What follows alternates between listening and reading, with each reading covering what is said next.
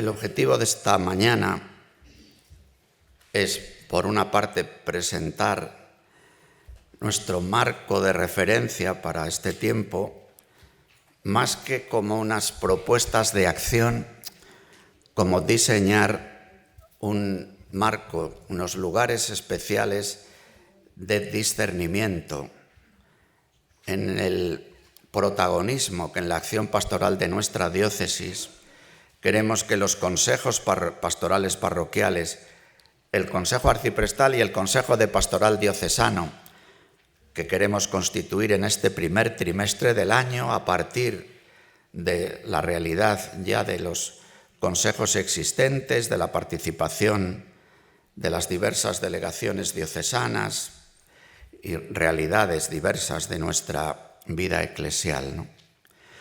Poder vivir juntos este discernimiento que la peregrinación nos está pidiendo siempre, pero quizás de una manera singular en esta hora. Cuando yo comencé mi ministerio episcopal en una diócesis de la que por otra parte ya formaba parte, yo hice una referencia al año 2033, ¿no? Por una razón fundamental, ¿no? Por lo que significa la celebración de este acontecimiento de los 2000 años de la redención. Pero sobre todo porque mirando la realidad de nuestro pueblo de Dios en el presbiterio diocesano, en las congregaciones religiosas numerosas presentes en nuestra diócesis, en la realidad de quienes prestáis tantos servicios, la realización de pequeños o grandes ministerios en la vida de nuestras parroquias, en la catequesis, en la liturgia, en la caridad, en la administración económica, en el cuidado del templo y de las cosas, ¿no? Pues vivimos también nosotros una transformación. Una primera que es evidente, que es la transformación, pudiéramos llamar demográfica, por la edad de muchos de los que somos miembros activos, ministros de uno u otro tipo de la vida de la Iglesia, por el desafío demográfico también que vive nuestra sociedad, que desde el punto de vista vegetativo tiene un crecimiento negativo. Mueren más gente que la que nace.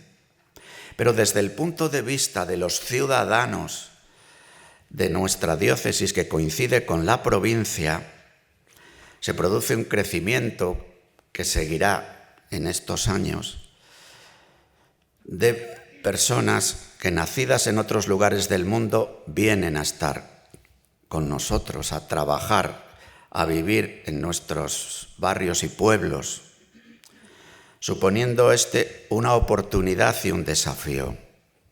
Una oportunidad de personas que quieren integrarse en nuestras comunidades cristianas. Un desafío por las personas que profesan otros credos. Un desafío por lo que supone también de problemática social, ¿no? Entonces, es bueno que en este tiempo estemos como muy abiertos a ver lo que el Señor nos quiere decir. Es así siempre, pero hay esta singularidad. Por otra parte, el Papa Francisco, a quien hoy recordamos especialmente, comenzamos un curso, en el curso pasado murió el Papa Francisco, y hoy hay un nuevo sucesor de Pedro, que un día estuvo sentado aquí, siendo el prior general de los agustinos. Por eso también el celebrar este encuentro en esta casa, cuando hoy el sucesor de Pedro es alguien que pertenece a la Orden de San Agustín, que es ciudadano del mundo, como ha dicho él en el libro Entrevista que se acaba de publicar, porque nace en Chicago, el lugar donde en el siglo XIX se lucha por las 8 horas. Digo, porque el lugar donde la crisis del modelo fordista de economía es singularísimo, porque la transformación de la industria en Estados Unidos, caldo de cultivo para lo que hoy está pasando en Estados Unidos, ¿no? Y lo que influye en el mundo, tiene en Chicago un lugar especial. Estudia matemáticas en esta época de revolución digital, pero también filosofía y teología. Nace en los Estados Unidos y allí descubre la llamada del Señor, pero vive su ministerio largamente en Iberoamérica, en Perú, en Chiclayo. Subrayo Chiclayo, diócesis que promueve la canonización de Santo Toribio de Mogrovejo, porque Santo Toribio fallece en un pueblo, en una ciudad de esta diócesis.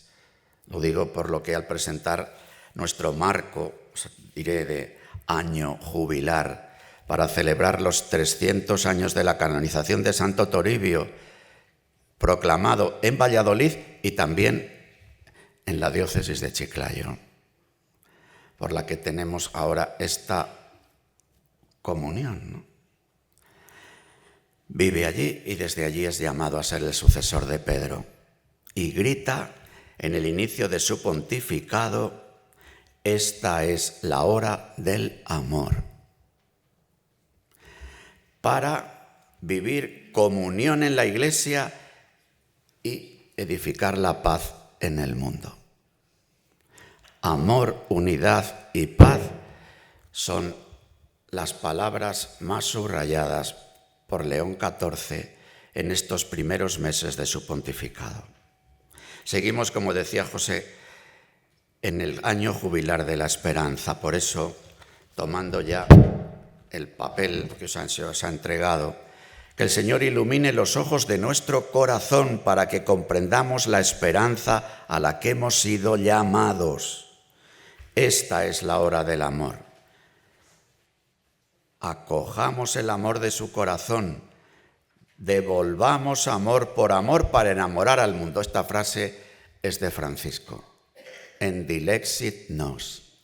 Por eso en el frontispicio de nuestro marco de referencia está citada la Escritura: el Señor ilumine los ojos de vuestro corazón. Esta es la hora del amor, el Papa León XIV. Acojamos el amor de su corazón, digámoslo, en Valladolid, ciudad, diócesis especialmente vinculada al corazón de Cristo. Devolvamos amor por amor para enamorar al mundo. Expresión del Papa Francisco en Dilexit Nos. Bien, desde ahí nos situamos y en nuestro marco de referencia proponemos 3 palabras: llamados, edificar un pueblo santo. Llamados, edificar y santo.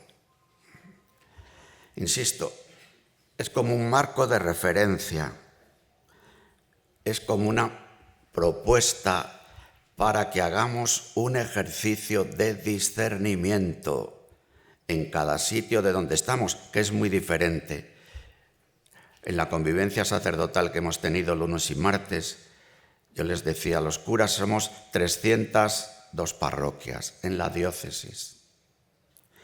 Y de las 302 parroquias, 140 y tantas son de menos de 200 habitantes.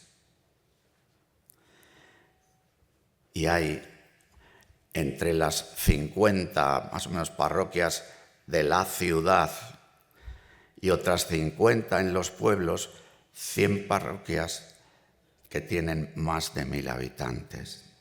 Pero un número grande, muy grande de parroquias. Claro, evidentemente los discernimientos son distintos.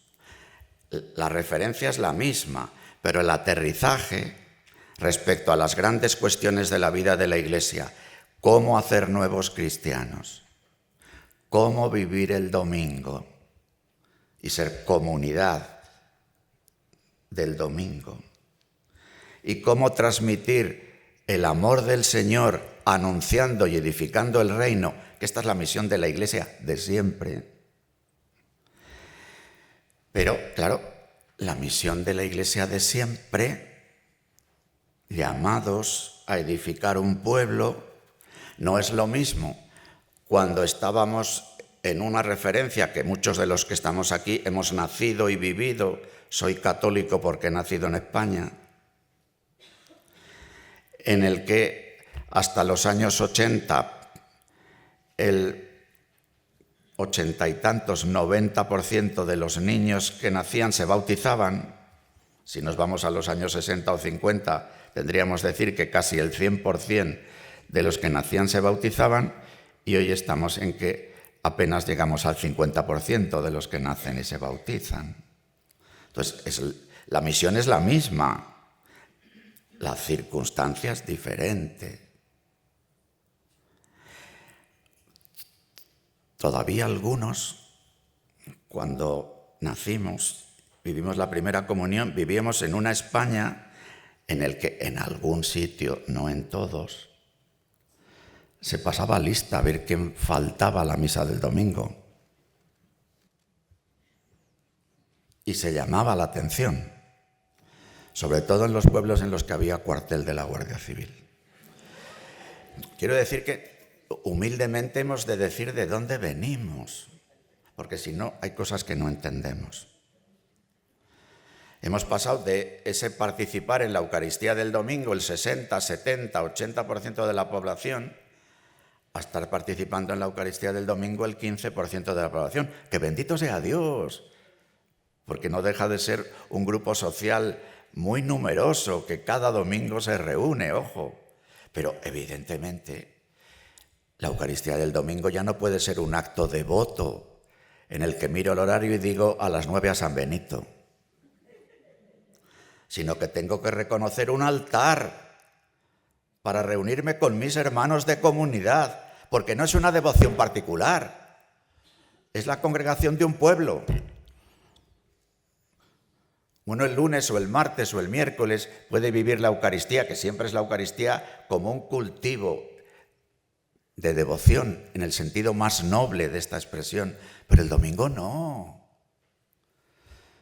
El domingo vamos donde está nuestra comunidad. Comunidad que es imprescindible para que esté no solo en torno al altar, sino en torno a la pila del bautismo, porque quien hace nuevos cristianos es el Espíritu Santo con una esposa, y esa esposa es la comunidad, no es la catequista o el catequista, sino es una comunidad que tiene unos ministros que apadrinan ese camino, que son los catequistas, pero quien hace nuevos cristianos es una comunidad.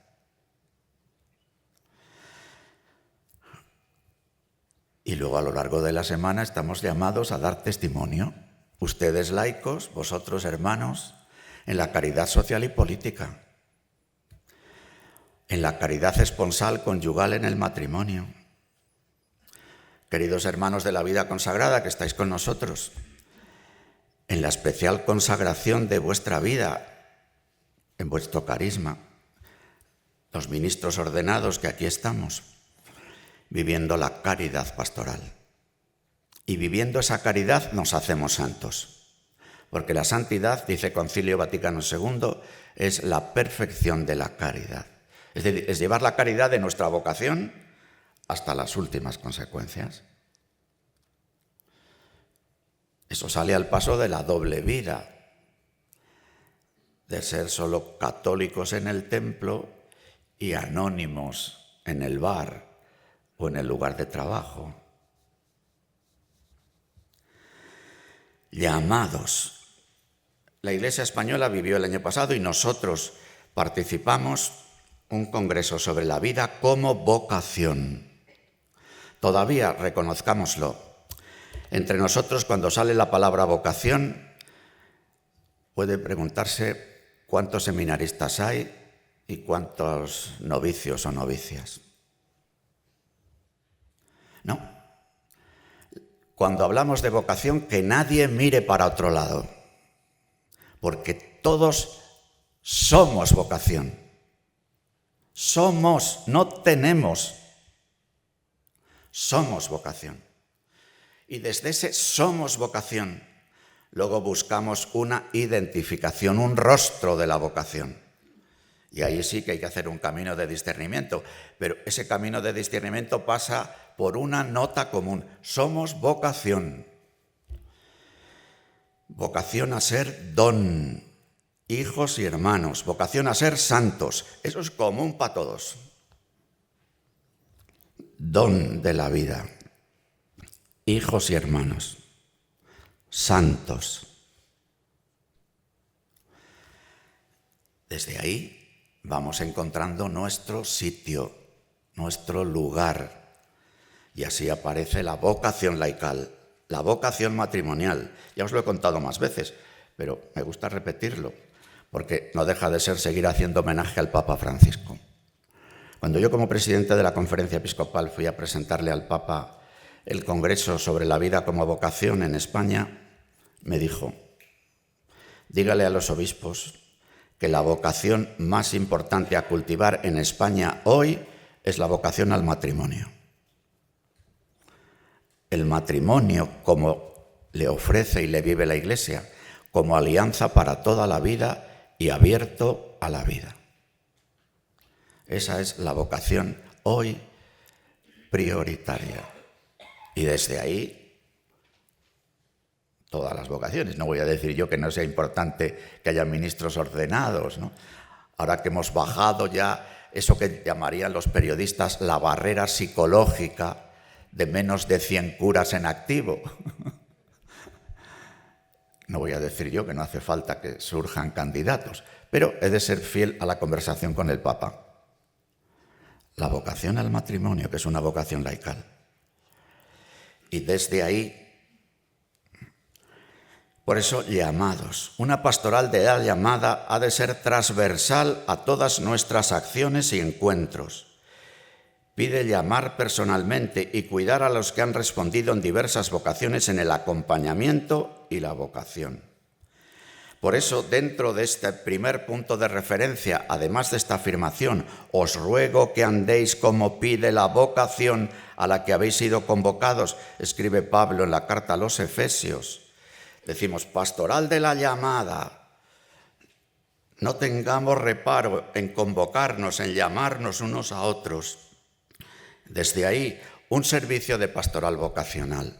No como una nueva delegación, sino como un servicio que desde las delegaciones diocesanas que tienen que ver con los sujetos eclesiales, la delegación de laicos, familia, pastoral con jóvenes, vida confer, vida consagrada,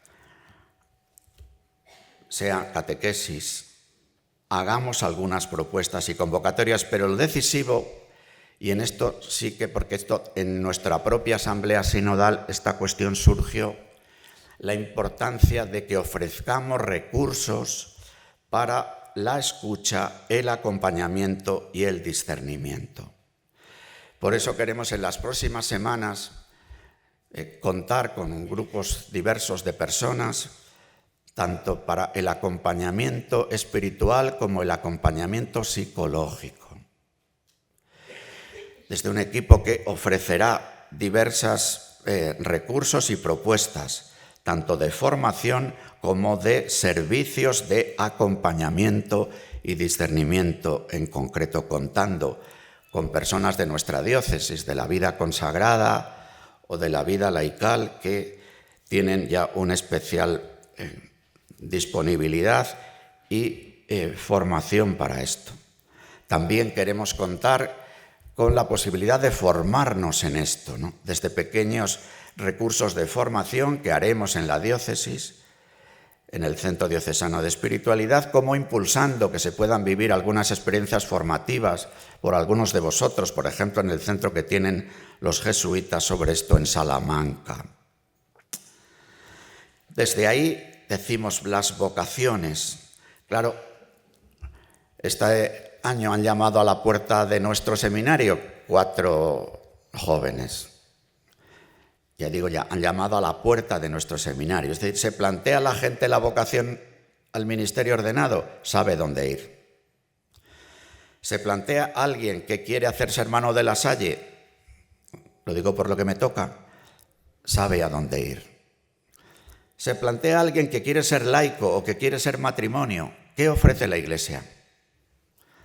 Para formar en una vocación. El itinerario de preparación al matrimonio. Cuando el Papa me dijo esto, me recordó que él había firmado con un prólogo un itinerario de formación propuesto desde el Dicasterio Romano de Laicos, Familia y Vida, que es un catecumenado de preparación al matrimonio de 2 años. Eso hoy todavía se lo decimos a los novios y se echan a correr. Pero bueno, encima de que vengo a casarme por la Iglesia, me dice usted que tengo que estar 2 años de preparación. ¿Pero dónde van? O nos tomamos en serio que es una vocación y que es una vocación que requiere formación o no. Cuando digo formación no me refiero a formación de aquí solo, que también, sino formación de aquí.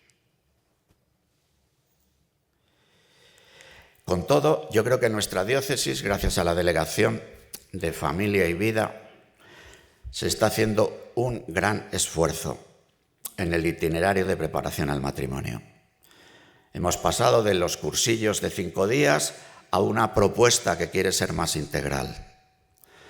Pero todavía tenemos mucho camino que hacer. Superar prejuicios, dificultades. Para poder hacer bien este itinerario pastoral de la llamada, se precisan matrimonios que acompañen.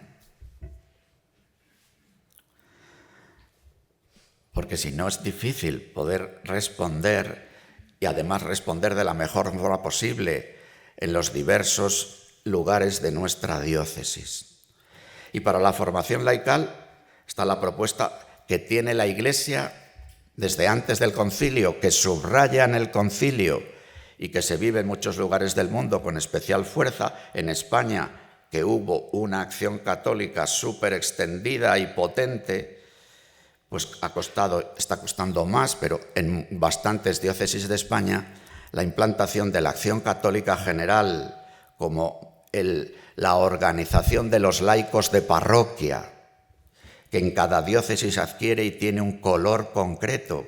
Es una comunión de laicos de parroquia que además trata de responder a algo que el sínodo plantea, la movilidad, y que cada vez más el concepto de parroquia no es territorial, sino existencial y de movilidad, ¿no?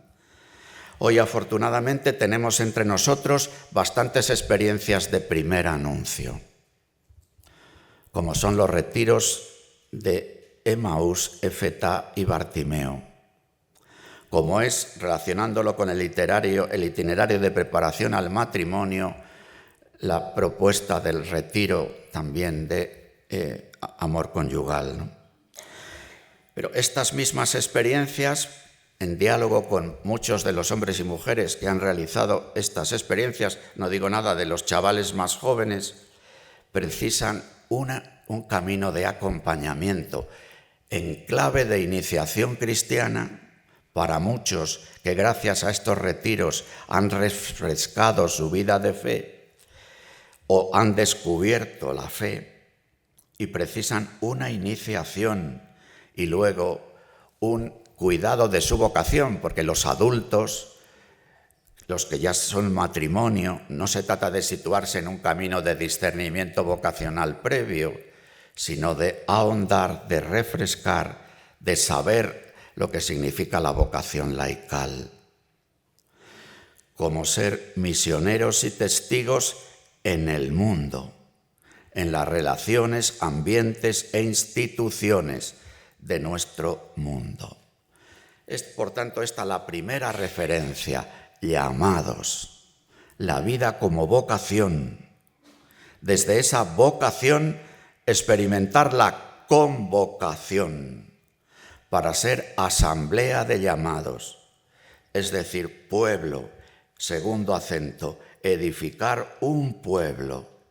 Ha constituido a unos apóstoles, a otros profetas, a otros evangelistas, a otros pastores y doctores para la edificación del cuerpo de Cristo. Nosotros en la oración primera hemos leído el texto de Corintios 12. Pablo en Efesios 4 plantea la misma idea.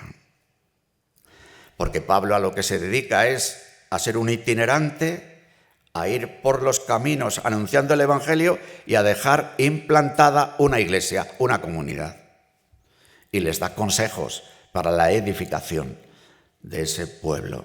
Y él se va y sigue hasta Roma, y hasta que en Roma le cortan la cabeza. Edificar un pueblo, la iglesia, que hoy es un pueblo entre los pueblos. Edificar un pueblo nos vuelve a situar en la pregunta de esta hora, que la Iglesia se la plantea en el Concilio Vaticano II y que nos va llegando. Recuerdo algunas de las crónicas que se escriben, yo ahora que estoy en la conferencia y puedo repasar algunos archivos, y en algunos archivos se ven diálogos de los obispos antes de que se hiciera la conferencia episcopal, que habían ido al concilio y decían, es que estos europeos están perdidos. Claro, están planteándose la evangelización, pero nosotros somos católicos. Todavía no se era consciente, y estoy hablando de finales de los años 60, del viento, del huracán que estaba en marcha. Y que supone el desafío evangelizador que tenemos hoy, que no nos lo tiene que contar nadie, porque lo vivimos en nuestras propias familias. Lo vivimos con nuestros vecinos y amigos. El que el anuncio del Evangelio para muchos de nuestros amigos no es buena noticia, sino que es una negación de la libertad autónoma que se ha entronizado. No es una buena noticia porque es incorporarse a una obediencia que nos hace libres, porque es vincularse en una sociedad desvinculada, porque es una propuesta de amor, de sexualidad, de compromiso en el mundo, de relación con el dinero, que es contracorriente. Esto cuesta entregarlo. Yo participaba hace un par de días en un coloquio con un grupo de gente. Me decían, ¿por qué la Iglesia es tan crítica con el amor al dinero? Si sin el dinero no podemos vivir. Bueno, la lectura que leíamos ayer en el Evangelio trataba de dar una respuesta. Es evidente que necesitamos dinero para vivir, es decir, necesitamos bienes, comida, vestido, casa, más cosas. El asunto es que el dinero, que es un medio, se transforma en un fin. Y si no se produce una ruptura con ese apego al dinero, es difícil avanzar en la vida cristiana. Bueno, en el catecumenado bautismal que instaura el Concilio Vaticano II, que nosotros reinstauramos en la diócesis en tiempo de don Braulio, que todavía hay 20 diócesis en España que no tienen instaurado el catecumenado y que los que tenemos instaurado el catecumenado vamos a tientas y no nos lo acabamos de creer. Pues claro, un escrutinio del catecumenado plantea la relación con el dinero. Eso hay que hacerlo en la iniciación cristiana. Y no en abstracto. Como también plantea la vivencia de la sexualidad. Porque son aspectos centrales de la vida, el amar y el hacer. Si eso no entra en el Evangelio, pues lo normal es que haya doble vida. En un sitio vives de valores evangélicos y en otro sitio practicas valores capitalistas. Es normal. También valores capitalistas en el uso del propio cuerpo, como que fuese una propiedad privada con el cual puedo hacer lo que me da la gana. Son cosas gordas, son contraculturales. Y por eso, hermanos, precisan un apoyo entre nosotros y también una hondura de vida cristiana, de oración y de formación. ¿Cómo hacer nuevos cristianos? Anunciar el Evangelio, vivir la iniciación cristiana. ¿Cómo hacer nuevos cristianos? El Evangelio entra por el oído. Por eso, para hacer nuevos cristianos hace falta predicar el Evangelio. De una u otra forma, anunciar el Evangelio. A través de acciones aisladas, a través de una propuesta, de una experiencia más fuerte. Antes hacía referencia a retiros, a encuentros, a convivencias. Muchas de estas cosas una parroquia sola no lo puede hacer. Precisa de unirse con otros, por eso es tan importante un consejo de pastoral arciprestal. Para que juntos discernamos y digamos cómo podemos apoyarnos con los padres de primera comunión, con los padres que todavía presentan sus hijos al bautismo, hacer un camino de preparación, una predicación de palabra y de obra, en los locales parroquiales y en nuestro propio domicilio. Un domicilio que predique, un domicilio en que la acogida y los signos de la casa anuncien el Evangelio. Claro, estas personas que tienen un impacto por la predicación precisan luego un itinerario de iniciación cristiana. Nosotros hace 3 años vivimos todo este camino de reforma de nuestro directorio de iniciación cristiana, con sus 5 itinerarios. Pero en ese, el principal argumento de la reforma es que cada parroquia, cada arciprestazgo, la diócesis en su conjunto, disciernan qué itinerario puede hacer mi parroquia, qué itinerario hay que hacer en el arciprestazgo, qué itinerario tiene que ser diocesano. El catecumenado bautismal es diocesano.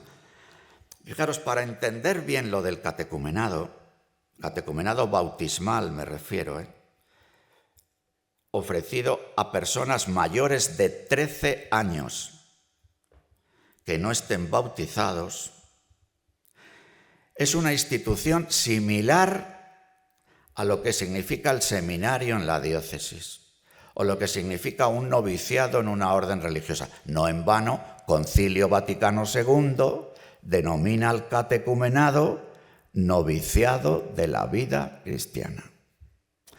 ¿Quiero ser cristiano? Tengo que vivir un noviciado y ese noviciado se llama catecumenado bautismal. Es una institución diocesana vivida, claro. ¿Qué es el papel principal de una parroquia cuando presenta un adulto al catecumenado bautismal? Ser padrino. La figura que nosotros tenemos de padrinos de bautismo, que está vinculada a ser amigos, familiares, vecinos, es un desastre. No responde a lo que la Iglesia ha vivido como padrino o madrina del bautismo en los primeros 1000 años de la vida de la Iglesia. El padrino no le elige la familia, le designa la comunidad. Luchar con esto es como luchar con una especie de huracán en contra. Pero sí nosotros tenemos que vivir que el catequista o los catequistas son los verdaderos padrinos. Luego aceptemos que hoy porque eso nos pasa a nosotros y nosotros podemos estar muy convencidos.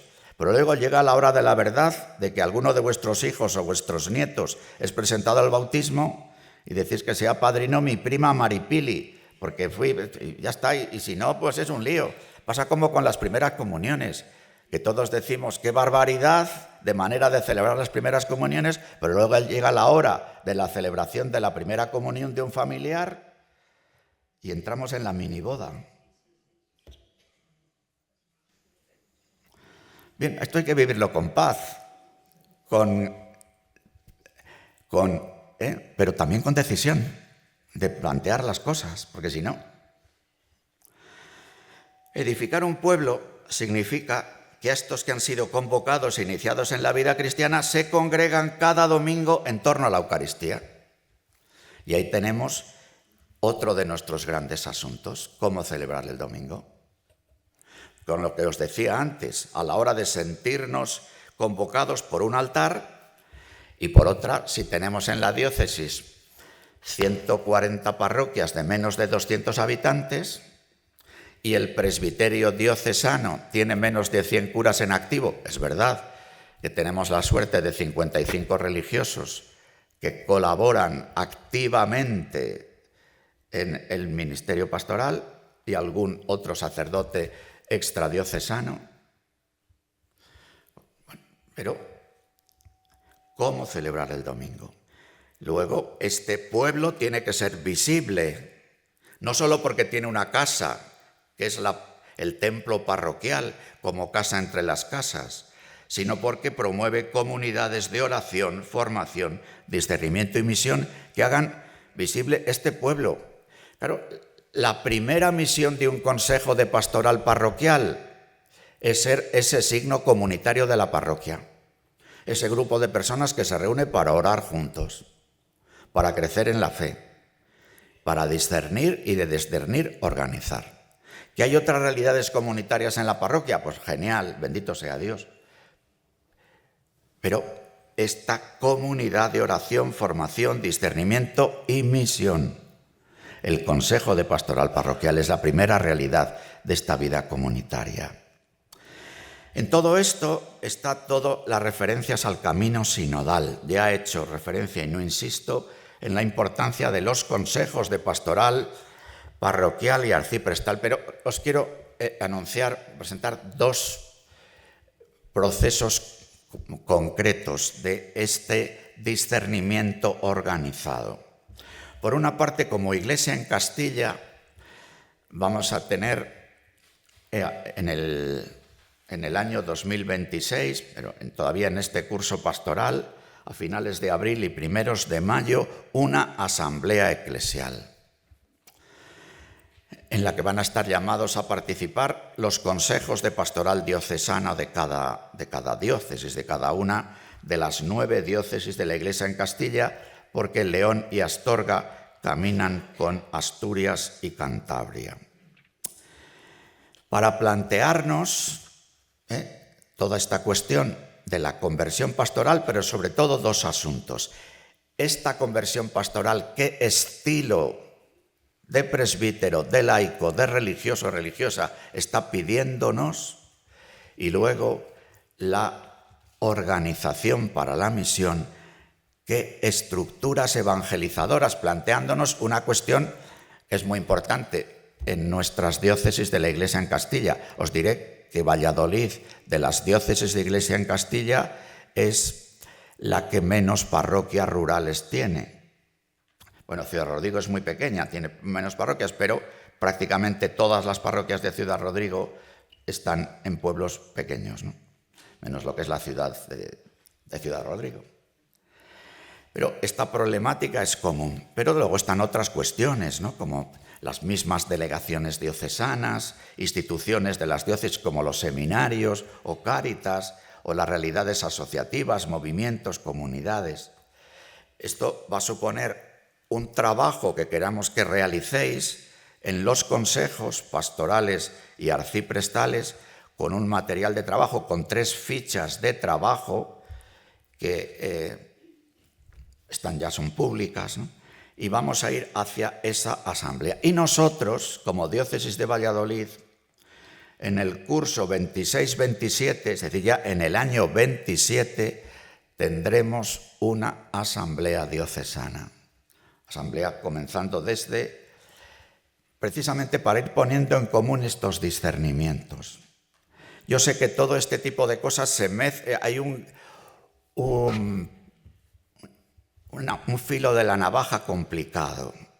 El filo de la navaja de decir estamos de reuniones burocráticas, lo reconozco, esto puede ser así. O el otro filo de la navaja, somos un pueblo que quiere abrirse a la acción del Espíritu Santo y discernir juntos. Y que el obispo, los pastores, encuentren en el pueblo de Dios una ayuda para el discernimiento, también una colaboración real desde su condición de bautizados en el discernimiento eclesial, ¿no? En este horizonte que yo recordaba al principio y subrayo ahora, el horizonte 2033, ¿no? Bien, este sería el siguiente asunto. Es verdad que desde la Eucaristía estamos llamados a salir y dejar en el camino de nuestra peregrinación parábolas del amor del Señor en toda la acción social, caritativa, de testimonio que como Iglesia estamos llamados a ofrecer y a dejar en el mundo. Dentro de esta parte de edificar un pueblo, la Iglesia, está la visita pastoral que el obispo realiza. El año pasado yo realicé la visita pastoral al arciprestazgo del sur y al arciprestazgo de alrededores, sur de la ciudad y alrededores. Y este año haré la visita pastoral al arciprestazgo centro de la ciudad y al arciprestazgo de Tierra de Campos. Última parte. Edificar un pueblo santo. Como piedras vivas, entráis en la construcción de una casa espiritual para un sacerdocio santo. Este sacerdocio está vinculado a lo que en el bautismo nos constituye, profetas, sacerdotes y reyes. Este sacerdocio tiene que ver con el haced de la Eucaristía, con lo de cuerpo entregado, con lo de santificarnos en la vivencia de nuestra respectiva vocación. Edificar un pueblo santo significa abrirnos todos a la acción del Espíritu Santo y hacer de la santidad una clave para abordar las diversas situaciones de nuestra existencia. Sí, porque para los que aman a Dios todo les sirve para el bien. ¿De qué manera tan diferente se vive el ministerio sacerdotal, el matrimonio, la vocación laical o la vida de las comunidades de especial consagración cuando la santidad está en el centro de nuestra intención y deseo? Para ayudarnos a este elogio de la santidad, el Santo Padre, os lo decía al principio, unidos a la diócesis de Chiclayo, nos ha concedido la realización de un año jubilar de la santidad con motivo del tercer centenario de la canonización de Santo Toribio de Mogrovejo. Os diré que este tercer centenario coincide con el tercer centenario de la canonización de San Juan de la Cruz. San Juan de la Cruz, que también está vinculado a nuestra diócesis, dado que Juan de la Cruz y Teresa de Jesús se conocieron en Medina del Campo, donde residió tiempo Juan de la Cruz. Acabamos también de vivir la canonización de dos jóvenes, Carlo Acutis y Pier Giorgio Frassati, que también sirven de impulso y lo que podamos hacer a la hora de difundir las biografías de estos jóvenes santos, Frassati del siglo XX y Carlo Acutis del siglo XXI, a la hora de esta propuesta de la santidad.